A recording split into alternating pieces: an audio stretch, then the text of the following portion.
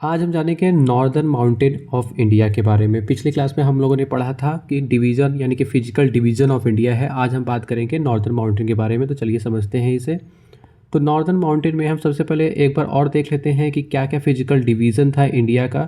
तो इंडिया में total 6 physical division होते हैं, जैसा कि होता है पहला नॉर्थर्न और नॉर्थ ईस्टर्न माउंटेन, जो कि यहाँ से लेकर के पूरे इंडिया के नॉर्थ ईस्ट रीजन तक फैला होता है। दूसरा होता है नॉर्दर्न प्लेन वाला एरिया, जिसे इसको कहते हैं, जिसको बोलते हैं इंडो गैंगेटिक प्लेन, यानी कि गंगा रिवर ड्रेनेज यहाँ पर मिलेगा आपको, और ये मोस्ट फर्टाइल प्लेन है पूरे इंडिया के डिवीज़न का। तीसरे नंबर पे आता है पेनिनसुलर प्लेट्यू, ये वाला पेनिनसुला वाला पार्ट आ जाएगा इंडिया का। चौथे नंबर पे है इंडियन डेजर्ट, जो कि western part of the country, north west part of the country में होता है, यानी कि थार डेजर्ट जो है हमारा इंडियन डेजर्ट है, उसी को बोलते हैं। और कोस्टल प्लेन आ जाएगा नेक्स्ट, कोस्टल प्लेन जो कि कोस्टल एरिया में प्रेजेंट होता है, इधर पूरे समुद्र वाले साइड में जो प्रेजेंट होते हैं वो कोस्टल प्लेन होते हैं। और लास्ट में आ जाएगा आइलैंड। तो इंडिया में 2 ग्रुप ऑफ आइलैंड होता है, पहला है एक अंडमान एंड निकोबार आइलैंड, जो कि होगा बे ऑफ बंगाल में, और दूसरा होगा लक्षद्वीप आइलैंड, जो कि प्रेजेंट होगा कहाँ पे, आपका अरेबियन सी में। अगर हम जियोलॉजिकली अगर बात करें तो माउंटेन जो है कि हिमालय जो है बहुत ही यंग माउंटेन है, इसे यंग टोपोग्राफी बोलते हैं, यानी कि बहुत ही रिसेंटली बना हुआ माउंटेन है। With high peaks, deep valley and fast moving river. यहाँ पे क्या क्या चीज़ें मिल सकती हैं आपको, पीक्स मिलेंगे, यानी कि वर्ल्ड के हाईएस्ट पीक मिलेंगे, यहाँ पे चोटी मिलेगी, डीप वैली मिलेगी, और फास्ट मूविंग रिवर भी यहाँ पे मिलेगा। अगर हम नॉर्दर्न प्लेन की बात करें तो northern plain are formed of alluvial deposit. यहाँ पे सबसे ज़्यादा जो मिट्टी पाई जाती है उसको हम बोलते हैं एलुवियल सॉइल, और एलुवियल सॉइल जो है वो मोस्ट फर्टाइल सॉइल में से आती है। एक बात और हम यहाँ पे समझेंगे कि पहले जो ये गोंडवाना लैंड है, वो गोंडवाना लैंड क्या है। गोंडवाना लैंड को समझने के लिए हमको एक चीज़ जानना होगा यहाँ पे, कि पहले जो अर्थ था, यानी कि पहले एक ही थे, सारे स्ट्रक्चर्स जो थे वर्ल्ड के सारे स्ट्रक्चर्स वो एक ही थे, जिसको हम बोलते थे पैंजिया। ये जो पैंजिया था उसको हम बोलते हैं मेगा अर्थ। और मेगा अर्थ फिर बाद में 1912 में वैगनर थ्योरी के अकॉर्डिंग ये क्या हुआ, टूट गया, 2 भागों में टूट गया, एक नॉर्थ में चला गया और एक हिस्सा जो है वो साउथ में आ गया। जो नॉर्थ में चला गया उसको हम लॉरेशिया बोलते हैं, और जो साउथ में आ गया उसको हम बोलते हैं गोंडवाना लैंड।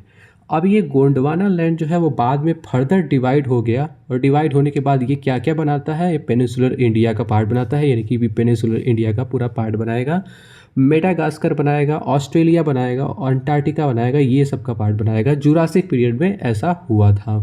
तो गोंडवाना लैंड फर्दर डिवाइड हुआ था पेनिनसुलर इंडिया में, मेडागास्कर में, ऑस्ट्रेलिया, अंटार्कटिका इन जुरासिक पीरियड।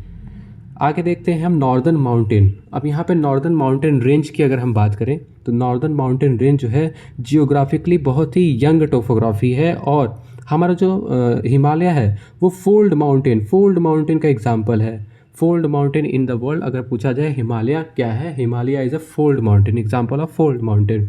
और ये कैसे बना है, तो ये बना है कोलाइजन ऑफ इंडियन प्लेट और यूरेशियन प्लेट। तो यहाँ पे 2 प्लेट बाउंड्री होती है, जिसको कन्वर्जेंट प्लेट बाउंड्री से बना है, यानी कि ये 2 प्लेट है। एक प्लेट है जिसको हम बोलते हैं इंडियन प्लेट, ये वाली मान लीजिए इंडियन प्लेट है, और दूसरी हो जाएगी यूरेशियन प्लेट।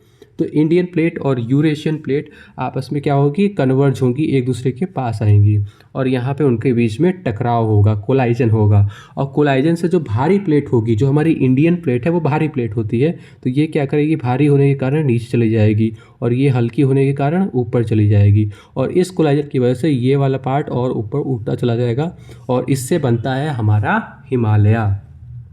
तो due to collision of Indian plate and Eurasian plate हमारा हिमालय बना, और इस जोन को हम बोलते हैं सबडक्शन जोन, यानी कि हमारा जो इंडियन प्लेट है वो सबडक्ट हो गया यूरेशियन प्लेट के अंदर, तो उसको बोलेंगे सबडक्शन जोन। और इस तरीके से हमारा जो हिमालय है आज भी ऊपर उठता है। कुछ इंपॉर्टेंट पॉइंट है, जैसे करेवास क्या है, करेवास डिपॉजिट होते हैं ग्लेशियल क्ले के, ये डिपॉजिट होते हैं ग्लेशियल क्ले के। कहाँ मिलेगा, ये पीर पंजाल जम्मू एंड कश्मीर वाले एरिया में मिलेगा। अब हमारा हिमालय कहाँ से कहाँ तक फैला है उसे देख लेते हैं। तो हमारा हिमालय अगर हम वेस्ट की बात करें तो इंडस गॉर्ज से लेकर के ब्रह्मपुत्र गॉर्ज तक फैला हुआ है ईस्ट में। लेकिन अब ये गॉर्ज क्या होता है, चलिए इसे समझते हैं। गॉर्ज क्या होता है, गॉर्ज एक देखिए पहले ये माउंटेन है, ये हमारा माउंटेन ऐसे बना है, दो माउंटेन ऐसे ऐसे हो गए और ये बीच में क्या है, ये लो लेइंग एरिया है माउंटेन का। इस लो लेइंग एरिया में से क्या गुजरता है, रिवर या ग्लेशियर्स के डिपॉजिट यहाँ पे गुजरते हैं। यानी कि माउंटेन को कट करके अगर एक रिवर फ्लो कर रही है वैली के बीच में से तो उसे हम बोलेंगे गॉर्ज। बहुत ही इम्पॉर्टेंट टर्म है कि गॉर्ज क्या है। गॉर्ज तब बनेगा जब एक रिवर या ग्लेशियल माउंटेन को कट करके, यानी कि कई हजारों साल बाद माउंटेन को कट करके फ्लो करने लगती है, तो उस लो लेइंग एरिया में रिवर जो फ्लो कर रही है उसे हम बोलेंगे गॉर्ज। इसे याद रखना है, बहुत इंपॉर्टेंट है। आगे हम देखते हैं इम्पॉर्टेंट ग्लेशियर्स जो कि हिमालयन माउंटेन में प्रेजेंट होते हैं। तो कौन कौन से ग्लेशियर्स हैं जो इम्पॉर्टेंट ग्लेशियर्स है जो कि बहुत हाईएस्ट लोकेशन पे होते हैं। उनमें से सबसे टॉप लोकेशन पे जो होता है वो होता है सियाचिन ग्लेशियर। सियाचिन ग्लेशियर जो है 76 किलोमीटर की हाइट पर होता है और कहाँ पे होगा, काराकोरम रेंज में। काराकोरम रेंज जो कि ट्रांस हिमालय का पार्ट है। और भी बहुत सारे हैं ग्लेशियर, जैसे कि बालतोड़ो है, ये भी काराकोरम रेंज में है। हिस्पार है, बियाफो है, बातुआरा है और चोंगलुंगा है। ये सारे ऐसे सब के सब काराकोरम रेंज में पाए जाते हैं। उनमें से दो बहुत ही इंपॉर्टेंट जो आपके आपको पता होगा, एक होता है हमारा गंगोत्री और एक होता है केदारनाथ।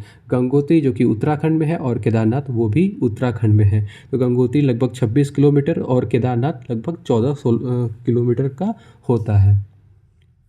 आगे हम समझते हैं वैली के बारे में। चलिए जानते हैं आज हम वैली मैंने आपको बता दिया कि वैली क्या होती है। वैली क्या होती है, लो लेइंग एरिया है किसके बीच में, हिल या माउंटेन। माने कोई भी हिल हो या माउंटेन हो उनके बीच का जो लो लेइंग एरिया होगा, यानी कि ऐसे लो लेइंग एरिया होगा ये वाला, इसको वैली बोलेंगे। और यहाँ से रिवर जब पास करने लगती है तो गॉर्ज बना लेता है और वहाँ से रिवर पास कर रही है तो वहाँ पे फर्टाइल प्लेन हो जाएगा, तो उसको बोलेंगे fertile plain of river and that is called river valley.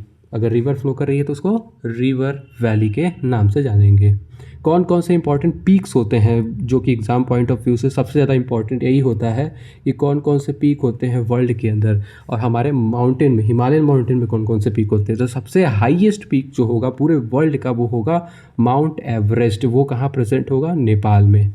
इसकी हाइट होगी 8,848 किलोमीटर, जो कि अभी भी बढ़ रही है क्योंकि हमारा जो इंडियन प्लेट है वो और भी सबडक्ट होता चला जा रहा है यूरेशियन प्लेट के अंदर। K2 गांडवी कहाँ पर है, इंडिया में है। इंडिया का सबसे हाईएस्ट पीक माना जाता है K2 गांडवी जो कि काराकोरम रेंज में ही होता है। इसकी हाइट होती है 8,611 किलोमीटर। कंचनजंगा जो कि सेकेंड हाईएस्ट पीक है इंडिया का वो होता है, और फिर उसके बाद है हौत्से है, मकालू है, धौलागिरी है, मानसालू है, नंगा पर्वत है। नंगा पर्वत भी इंडिया में ही होता है। और नेपाल में होते हैं 3, मकालू, धौलागिरी और मनसालू। आगे हम इसको नेक्स्ट चैप्टर में पढ़ेंगे। Thank you so much.